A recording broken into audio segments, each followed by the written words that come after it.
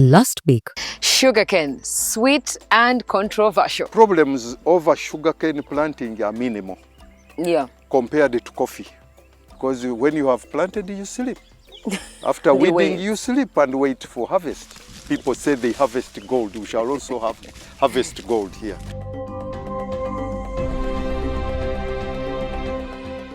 We are still with the exceptional and very insightful Mr. Wamala.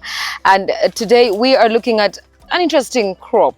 We call it cash crop because we're trying to get you people invested in it, but alas.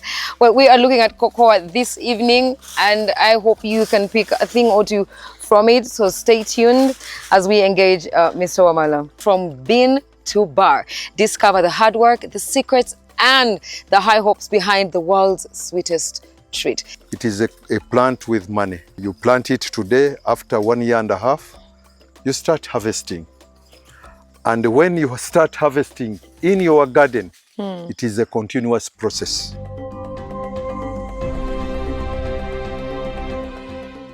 It's nice to have you on the show again. You're welcome. Thank you, thank you, thank you, thank you. Yeah, well, so also cocoa. Thank you for being here. It's always a pleasure. Cocoa, an interesting crop. Not widely grown though. Oh yes. Not widely grown. Oh, so yes. Why would you go for it? We went for it, but also starting on a testing side, fact finding. Yeah. Because of the soil. There is the soil where it does not respond well. But if it responds, it is a plant with money. Yes. So we have about, I think, 10 acres here. I think 10 acres. But the responding area could be about 8 acres. So we are with it. You plant it today. After 1.5 years, you start harvesting. And when you start harvesting in your garden, it is a continuous process. It's continuous. You harvest today. After 3 or 4 days, go back, you harvest. Another 3-4 days, you go back, harvest. Although you do not harvest much, but it depends on the size, I think, of the garden. Mine is a small one. But those who have bigger gardens, I've seen when I go to town in Kagadi, you see somebody who has brought a bag full. But for me, I take about 50 kilos, 40 kilos. But I think there are also others who are loading about 10 bags plus this and the rest. So cocoa is a nice plant. As I entered in to grow it, it was costing 7,000 shillings a kilo when I started planting it. So some time back, it costed 30,000 shillings a kilo. I had a chance also to pluck off that 30, and it was very nice, very interesting. And it is amazing when they pay you that. And the cocoa, they get prices change. I think they are connected to the international market. Of course. When you go, you find all the buyers are buying 30,000. Tomorrow the buyers are buying 27,000. They have a connection. They have a connection that the price is appetizing. It is. The cost price is appetizing. It is. So today, this week, I sold some few kilograms. The other week it was 15,000 shillings. It came down. We are told there are people who are harvesting, putting in jackfruit seed. I am told, but I don't know what is funny with our farmers really. Why don't you harvest the right crop and sell the right seed? That's the problem. So it is a nice crop. You are always active in your garden. But I learned that it does not need any bush. It does not need any bush. I also feel there are these insects which disturb it. But they say it has always to be organic. Organic, it does not need these no pesticide. Conventional drugs. It needs herbal, the herbicide, that one which is organic. Organic. There are shops which are saying organic type, but then also I think there will be shops which will sell fake organic type. See, with our people, they are not sleeping. All the night, they are also trying to find ways of getting money. But this crop is a nice crop. When you go with your 10 kilograms, you come out with that much. If you go with 50, a bag is about 100 kilograms. And if it is at 30,000, I can imagine. that is already 3 million shillings. You come back with it. Simply got from your field. From your field, yeah. Yeah, got from your field. But then also you must be very careful to keep it clean. Keep your harvest, the post-harvest handling, you must be very careful. Must be very careful so that you do it well. So what are some of these post-handling practices that people must? First of all, you must ferment it. Okay. I hear they are fermenting boxes, but for me, I use polythene paper bags. These paper bags, the polythene ones, we get from the shops. When you open the pod, get that seed out. After collecting it, put it in that paper bag, then seal it tightly so that it does not get external interference. Yeah. Keep it there for about 3 to 4 days. Then after keeping it there, those days, dry it. Dry it. And when you put it, the first day you put it out, it has a different smell. As it continues, by the time it dries, it has changed into that very nice one. Yeah, that very nice one. So that is the one, but I hear people are keeping it in their local stores at home. But for me, as soon as it is ready, then I go and sell it off. You go and sell it off. Yeah, something else which forces me to sell it off instantly is the changing price. You don't know whether it will go up or it will go down. So get what is there and go back to the garden and look for more money. You know, be safe. Since the money is in the garden. Yeah. What's the lifespan of what's the shelf life of the tree? I happened to visit Lagos and visit one of the farmers around Lagos. I went there for another problem, but where I go, I always want to see farmers, visit farmers. Those who have the crop, my enterprise. Yes. Though in Lagos, they have trees which are as big as this one. Yeah. Although they say the disease also affects them, but I feel it has not affected them as it is doing here in Uganda. Maybe the weather conditions and the soil in their country is better. So they have big trees like this one, where people climb up and harvest.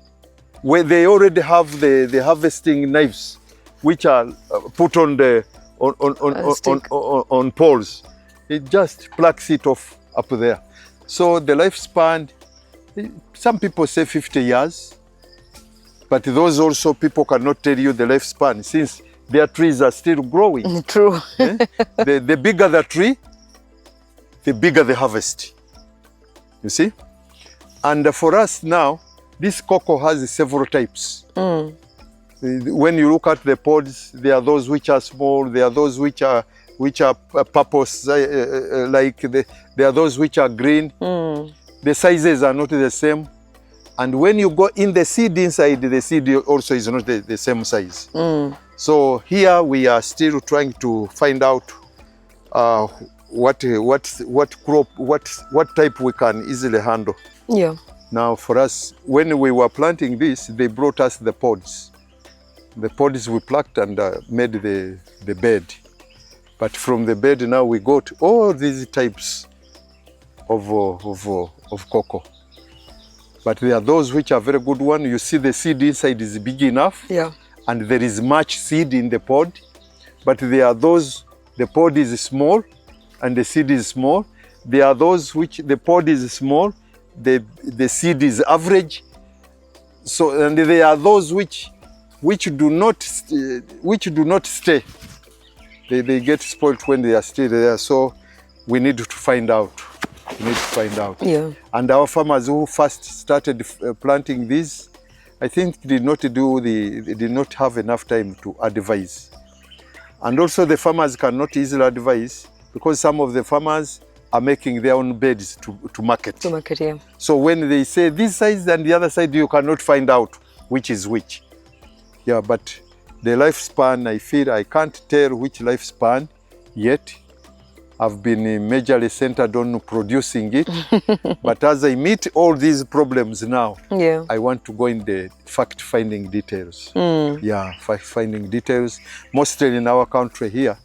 Because when you look at those countries like Nigeria, where I've gone, that is not our country. I will not plant there tomorrow. I want to wait for the experience from here. You're trying to say that it's a good crop. There's market for this crop. It is a competitive market as well. Yeah, it's not just in the country, it's an international market. It's international. And even in Kagadi here, we have about how many stores? 1, 2, 3. We have about 4 to 5 stores. The buyers are 4, 5. So it is competitive. It is competitive. Rather than have a buyer who is alone. Yeah. That one is not competitive. Are there cooperatives for yes, for there is a cooperative which has been formed. There is a cooperative which has been formed, but it is a cooperative which has not been skilled. I went to their meeting one day. They lacked skills. So they need to be skilled. They need to be skilled. Otherwise, that's the crop. We have intercropped it with in bananas. Actually, this garden was for bananas. So when we saw the bananas were trying to wear off, and a banana bunch during the COVID time, the price reduced. Immensely. Then when it reduced, we started thinking. It's when we said no. Actually, we would have already planted the cocoa before, but we underlooked it and looked at the coffee. So I feel, and when we started the Uganda National Farmers Association, which is a federation today, we were telling farmers, let money, which money comes to your compound, you should not leave it go. Harvest that also. So that one, we felt if we can have sugarcane, we have cocoa, we have coffee, you have some beans and maize, then you get the money. Of course. You get the money. But all these now we are doing, coffee and cocoa needs organic manuring. Yeah. So we now want to go to the zero grazing for cattle. We want to go to the zero grazing for cattle. We have experimented piggery. We want to have at least 100 pigs. If we can get 15 to 20 cows, which are zero grazing, we plant the grass there so that we get the organic manure. And you spray? Yeah, get the organic manure. Since I feel the coffee also needs organic manure, we must have ours. Because that one which is on the market, you can't depend on it. No, you can't. Yeah. You can't be sure. You can't be sure whether it is organic or not. So the ants are really, really an issue, I can see. How are we fighting these ants? These ants, there is a drug in the shops, but we are also trying our styles. There is an organic drug in the shop, but we're also trying our styles. But these ones are also dangerous. The ants? These ants are dangerous. When they try to feed here, yeah, they feed there and they spoil. Of course. I feel also the changing scenery of these pods could be due to that. So we are learning all this. So you're experimenting on your very few 10 acres. And how is the experiment going so far? It's successful. It is successful. It is something that we all must consider. Yeah, it's successful. But you see, it is the farmers say a study tour. So a study working, a study implementation. So as you implement, you keep on studying. You keep learning. You're learning off what you have. Yeah. And I think that's a very good thing, you know. You are making money while you study. As we study. And then you'll make more money because then you'll have learned. And actually now, the district has given me, is it 200 plant seedlings? You see one like this. This one we shall, I think, replace. But then also, if this one brings its branches and you care for them, they do something. Fine, yes. But I feel we should change. We should try to pluck off. Because I was about to ask you, where can one get the seedlings? Because they are farmers. They are farmers who have them. Yes. They are farmers who have them. Yeah. When you want the seedling, we contact those who have the seedling. But if you have so many farmers, we can also raise seedling for you. Can raise. We raised most of our, it is the first time now we get the 200. But all this, we made our own bed here. While we are all trying to learn, we're going to take a very short commercial break. When we return, we are going to share some tips on how to ensure that your cocoa farm is exceptional. And we'll also give you a few farming opportunities on how to get off the ground. Stay tuned.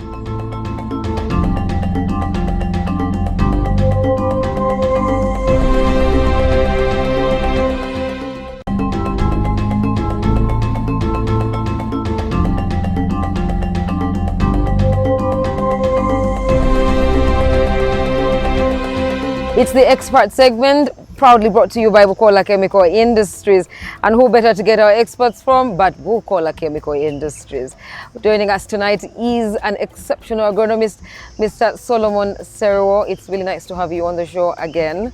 And from you, we hope to learn, we trust that we will learn everything cocoa. Number one, if you could tell me, what does the situation of cocoa look like in Uganda at the moment? At the moment, I think there is a lot of interest in growing cocoa.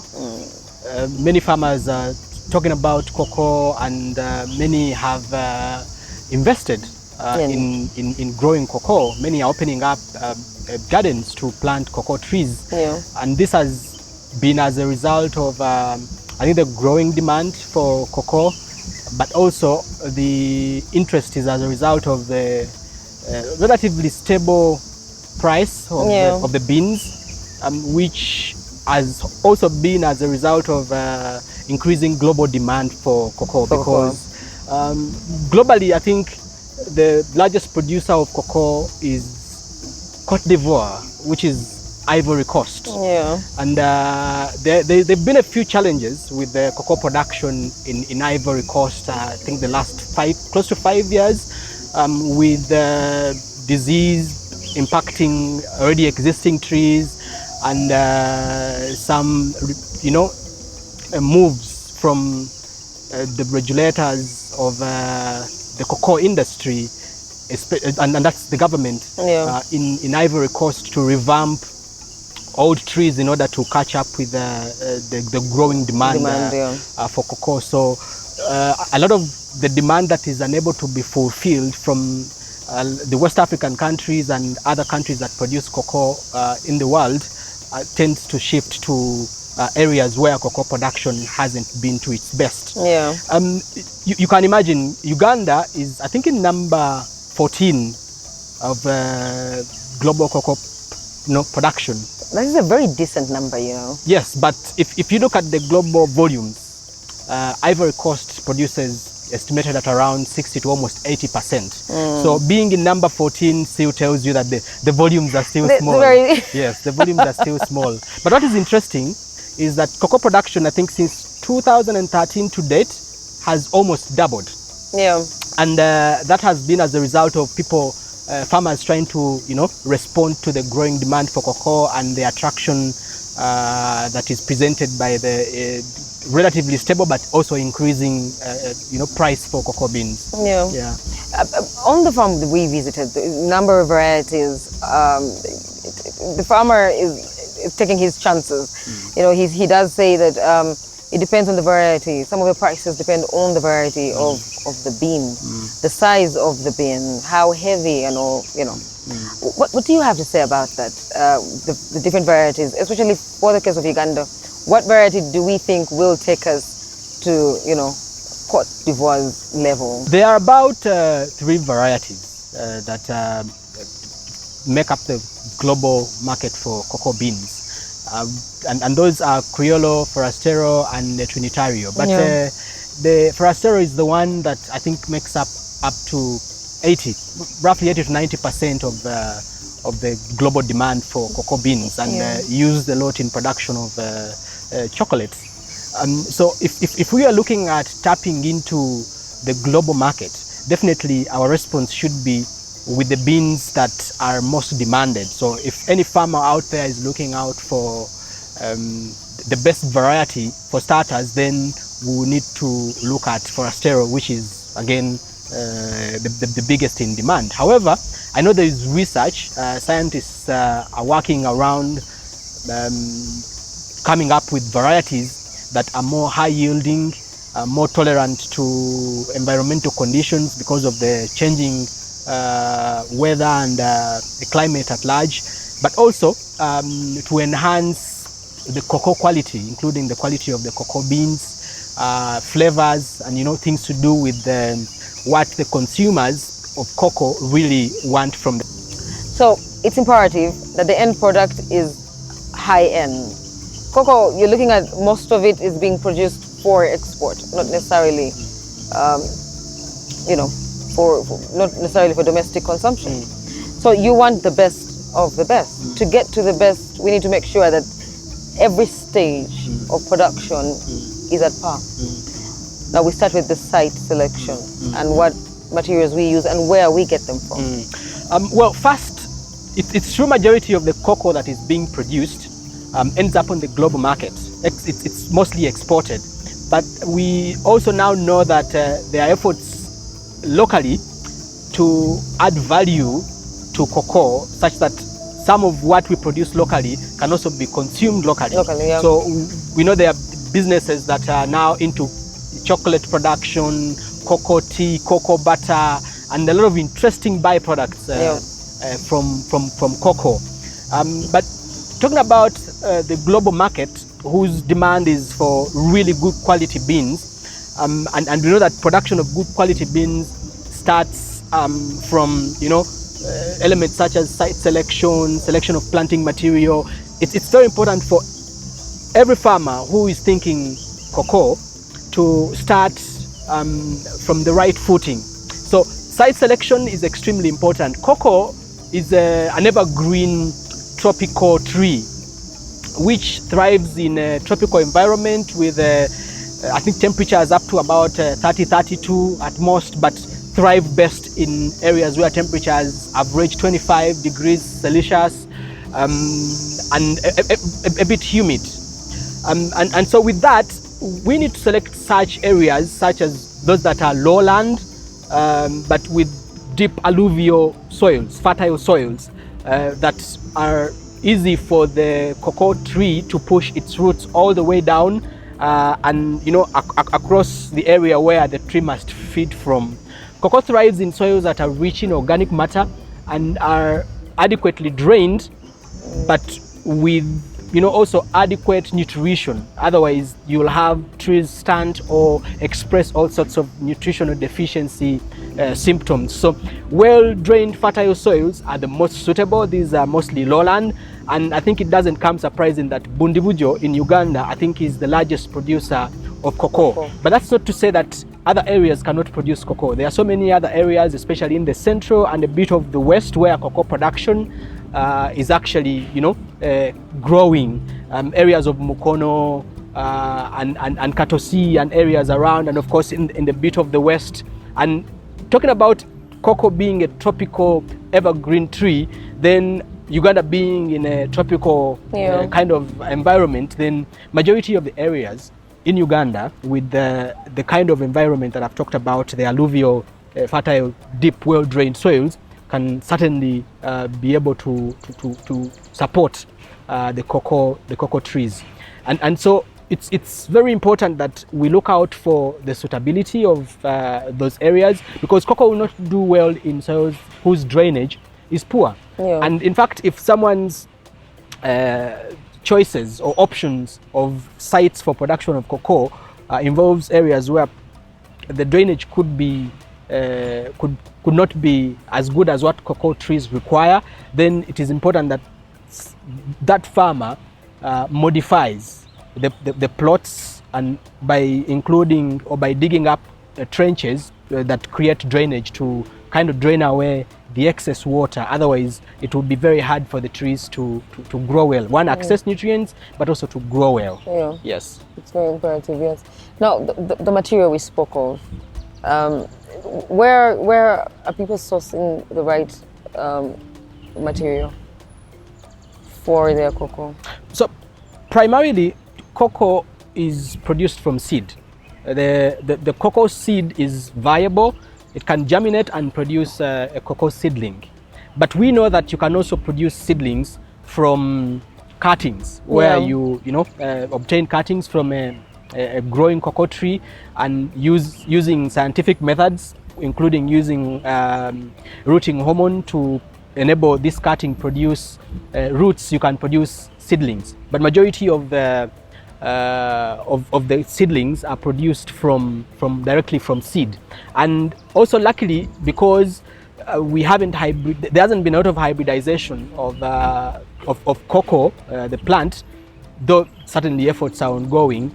Majority of the seeds can produce very viable cocoa seedlings. So these seedlings can be produced by the farmer themselves if they have some experience with production of seedlings from seed, or they can be obtained from certified local nurseries that are able to give, or that are able to produce seedlings that a farmer then can buy and plant directly. Other than that, someone can obtain a cocoa pod selected from a healthy tree with the big fruits, no disease, extract the seeds and process them, plant them in potting mixture such that they can raise their own seedlings.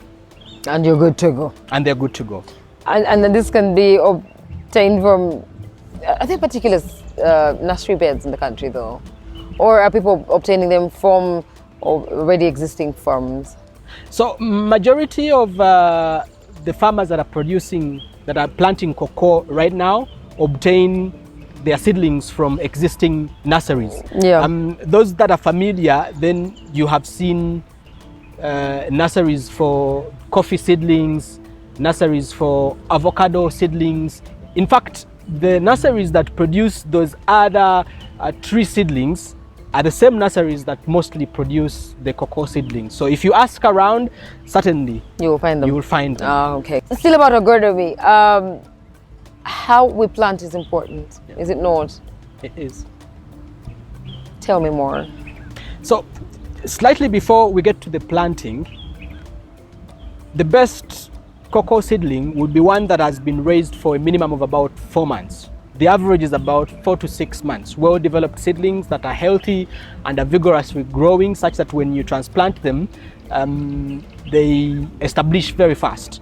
So if you are going into production, you have obtained your seedlings, how you plant the cocoa is very important to the production and productivity of cocoa for all the time the cocoa will be in your garden. And remember, a cocoa tree can survive for almost a century. Yes, so it can be around for that long, but how you plant it determines its productivity across or along all the time it will be in the garden. So cocoa is planted at a spacing of about 3 to 4 meters from one tree to the other. And that gives you roughly about 240 to up to about 400 trees per acre. However, there are farmers who are going intense on cocoa production where we see up to 1,000 trees per acre. But those are trees that have been closely spaced and whose management is very intensive. Very intensive, yeah. With appropriate integrated soil fertility management and other IPM strategies with good agronomic practices that are able to maintain trees at such a very huge density.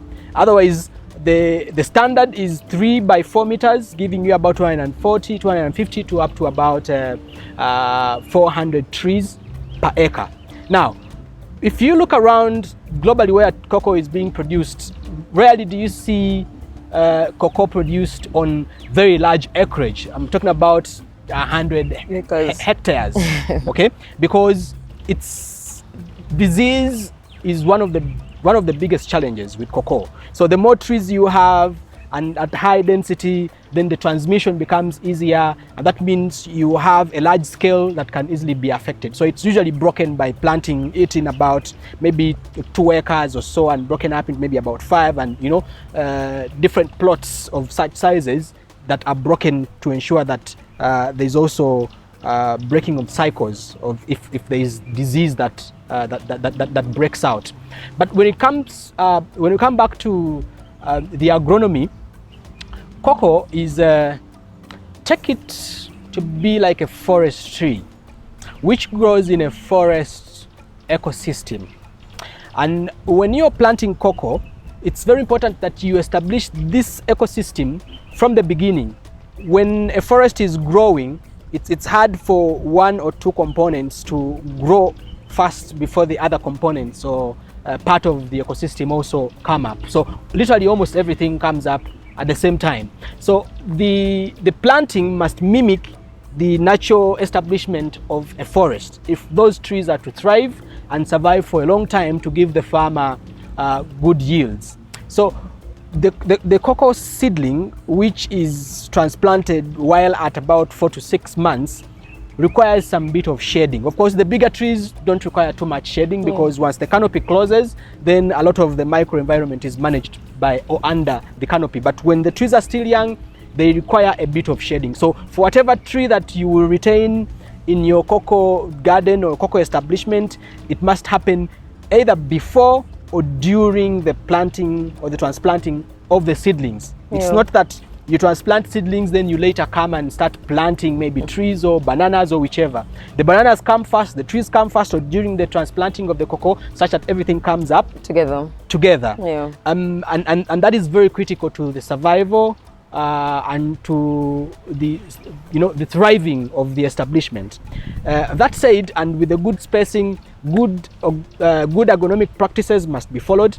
The soils must be maintained with good organic matter. The beauty is once the cocoa trees grow, they often drop leaves, which leaves go through the decaying process and go back to the soil and contribute to the fertility of the soil. And so that's how, just like forests that are self-sustaining, they drop leaves, the leaves drop, decay and provide nutrients to the trees. Trees produce more leaves, and then the cycle continues. That's why cocoa also must be managed in the same way, almost like a forest, with judicious pruning where necessary, and reduction of the canopy to allow air to easily flow through, and to ensure that humidity is reduced such that the environment that would otherwise support especially fungal diseases is influenced against the development of the disease or against the pathogens. I hear you. The same. We'll take a very short commercial break, so please don't go away.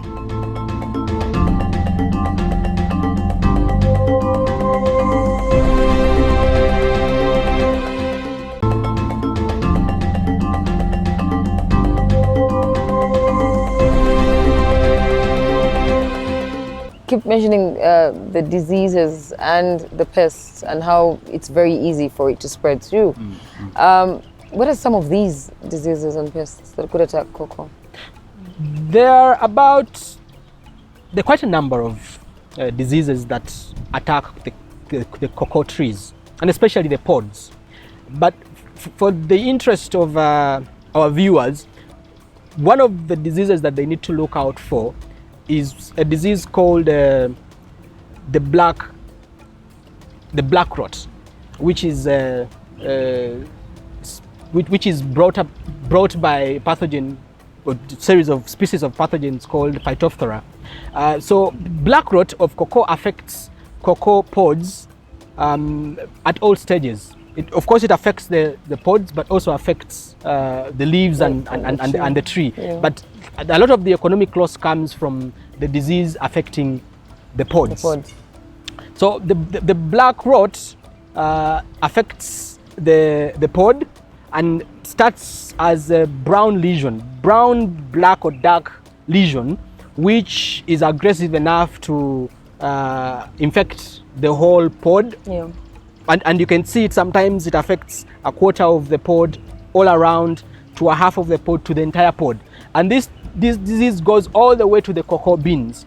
And over time, if these pods are not managed well, they produce spores which are whitish on the surface, and through air currents blowing and through rain splashes, the spores can be carried from one cocoa pod to either the back of the tree or to another cocoa pod, and the disease continues to progress. Now, because it goes for the pod which pod has the beans, which beans are the commercial aspect or the reason why we grow cocoa. That already goes into the heart of, you know, what the farmer has interest in when it comes to cocoa production. That disease being fungal, of course it's best controlled by, if you're looking at chemical control, then you're looking at fungicides. Otherwise, we'll spell out different IPM strategies that one can use to reduce the occurrence and severity of the black rot of cocoa, or black pod. The other disease, which is also fungal, is called witch's broom. Why it's called witch's broom is because characteristically it produces vegetative growths or branches which are distorted, and in a way they look like brooms. In while naming disease, such symptoms are usually related to broom, you know, kind of because of how they appear. So witch's broom is because of how they appear. You know how witches fly, or as said or thought of having flown on a broom. So that characteristic is what inspired the name witch's broom. So witch's broom could be confused with the black pod because it also starts with small spots or lesions, but these lesions are not as aggressive as those in the black pod. The lesions of the witch's broom tend to eat up certain parts, and also what differentiates witch's broom from the black pod is with witch's broom, the beans themselves also harden. They become hard, and when you break it up, it's almost hard to scrape them out of the pod. Yeah. Either way, the two are still fungal diseases, which literally will pretty much have the same strategies for management. So one of the things that we need to work on is hygiene. When you have pods that are infected, they need to be removed. They need to be cut out or picked from the ground wherever they are and discarded. The canopy must be managed adequately to ensure that there is enough airflow such that you don't create a microenvironment, of course with an adequate humidity that supports the disease cycle. The trees must adequately be fed, or there must be adequate application of fertilizer, especially organic, and where necessary with specific nutrient deficiencies, only those specific nutrients through fertilizer, either basal or foliar, applied to the soil to be able to address such nutritional deficiencies, such that trees are able to grow with vigor and healthy enough to compensate for, you know, any such losses from such diseases. When it comes to chemical control, some of the potent herbicides, potent fungicides that we use for management of those two or more fungal diseases that affect cocoa include coppermate. The advantage with coppermate is that it comes with two active ingredients, copper oxychloride, and the other is metalaxyl, which is both, the combination is both preventive and curative and controls quite a range of such diseases. However, the trick is, you see, unlike crops with shorter crops with less dense, even with the tall trees with less dense canopies where we use usual knapsack sprayers which produce droplets. Yeah. With cocoa, the treatment using any such fungicides would be best applied through what we call boom sprayers or mist blowers, because these mist blowers are able to break the particles of the spray treatment into very small particles that are then able to float and go in places where you would otherwise be difficult to treat using a regular knapsack sprayer, whose droplets are large, and of course they would go up and maybe drop down again.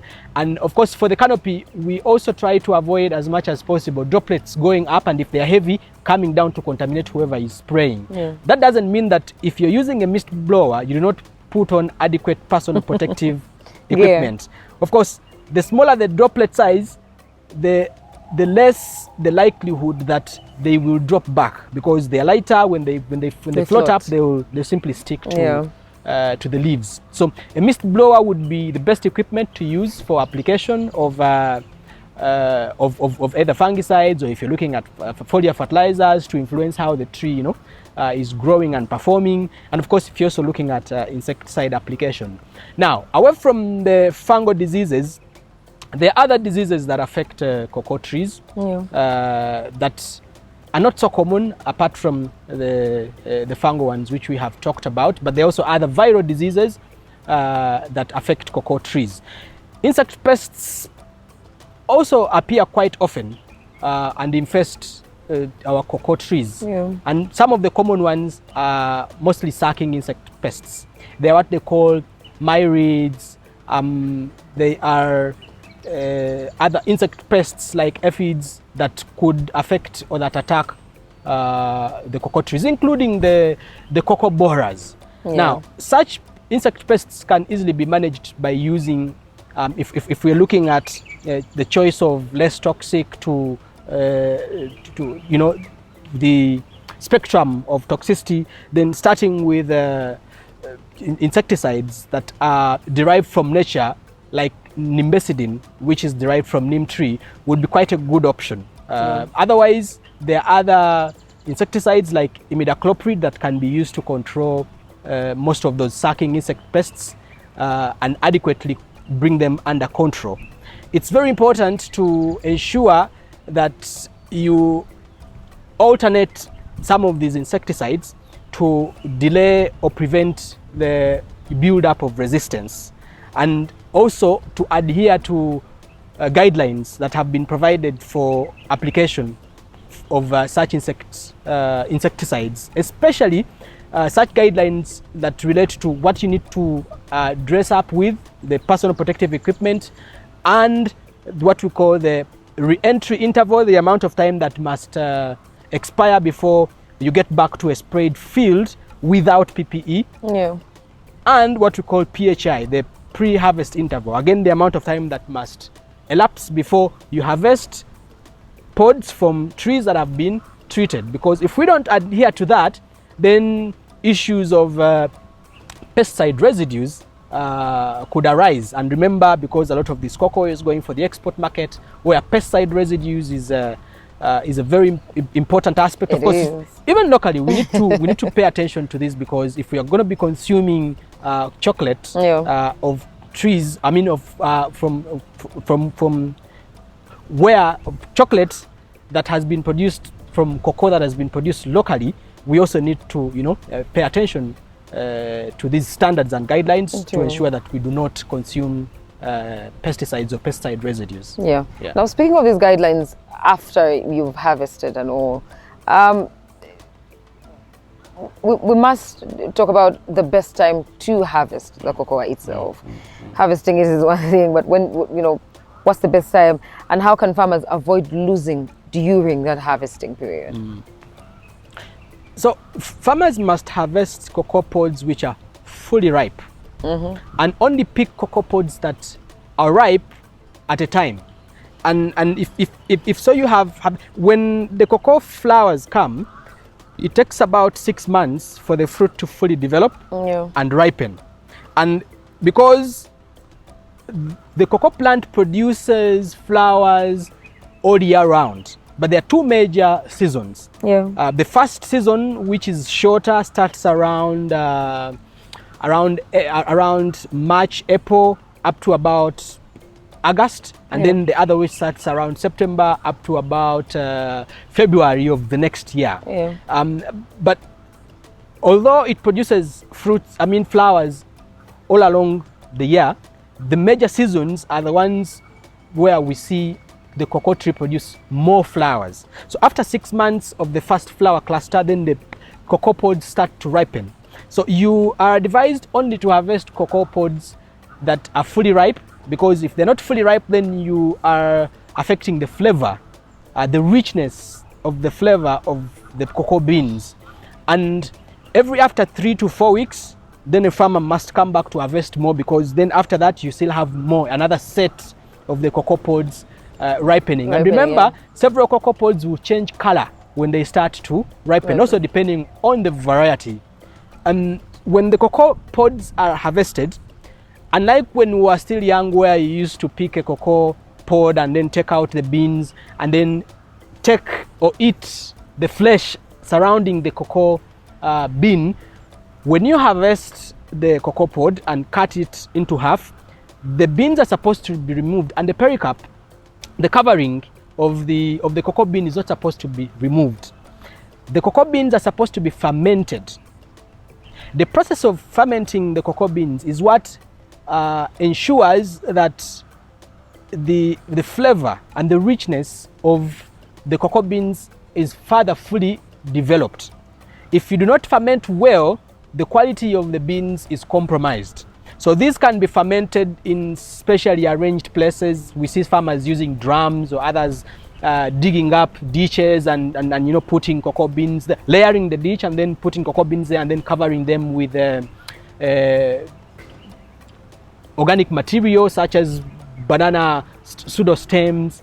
But that has challenges, because if it's rainy, if the rain is much, then that is going to affect the fermenting process. And these beans are fermented for up to a week, between 6 to 7 days. And after fermenting, they're immediately taken for drying. After drying, that's when they can be stored. Cocoa beans are susceptible to storage insect pests, especially the borers. And this aspect also needs to be looked into, such that post-harvest losses do not occur. Cocoa is hygroscopic. The beans are hygroscopic. They must be dried to a temperature of about 8% for safe storage, and stored in places where they cannot reabsorb moisture. Because if they do reabsorb the moisture, then you can have fungal growth, or growth of fungal species that especially produce mycotoxins, which affect again the quality and acceptability of the cocoa beans on the market. I see. Well, that was a lot of knowledge for me to take in. I don't know whether you all had a great time there. Thank you so much, Solomon. It's always a pleasure to have you here, from whom we can suck all this knowledge.